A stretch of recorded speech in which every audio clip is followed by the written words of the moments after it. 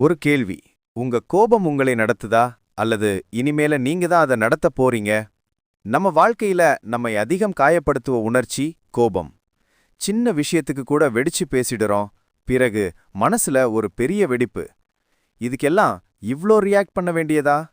வேலை அழுத்தம், குடும்ப பிரச்சனைகள், மற்றவர்கள் அடிப்படையிலான மதிப்பீடு எல்லாம் சேர்ந்து மனச உருக வைக்கிறது. ஒரு சிறுவனுடைய கதை. கோபம் வந்தா உடனே கத்தி அழுவான். ஒரு நாள் அவன தந்தை சொன்னார், ஒவ்வொரு தடவையும் கோபப்படுறப்ப இந்த மரத்துல ஒரு ஆணி அடிச்சிடு. முதல் நாள் 30 ஆணிகள், அடுத்த நாள் 20 ஆணிகள், அப்படியே குறைந்து சென்றது. அவன் உணர்ந்தான், ஆணி அடிப்பது கோபத்தை வெளிப்படுத்துவதை விட கஷ்டம்னு. மெல்ல அவன் கோபத்தை கட்டுப்படுத்த கற்றுக்கொண்டான்.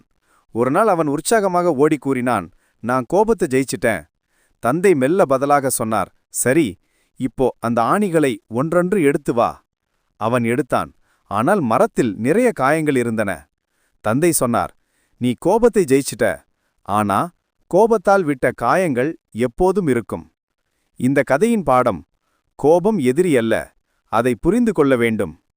கோபத்துக்கு பின்னால் பயமும் வலியும் அழுத்தமும் இருக்கும்.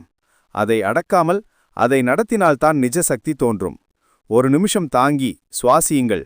பேச வேண்டியதை பேசுங்கள், பேசக்கூடாததை விட்டுவிடுங்கள். இப்போது என்ன செய்ய வேண்டும் என்று தெளிவாக சொல்கிறேன். கோபம் வந்த உடனே 10 வினாடி அமைதியாக இருங்கள். நிலைமையிலிருந்து விலகுங்கள். ஒரு ஜேர்னல் தொடங்குங்கள். உங்கள் உணர்வுகளை எழுதுங்கள். நாளைக்கு அல்ல, இப்போதே துவங்குங்கள். நீ பெரிய விஷயத்துக்காக பிறந்தவா. கோபம் உன்னை கட்டுப்படுத்த முடியாது. ஒரு முடிவு உன் முழு வாழ்க்கையையும் மாற்றிவிடும். Love you all. Take care. Bye. உங்கள் கனவுகளோடு ஓடுங்கள். நீங்க முடியாதது எதுவும் இல்லை.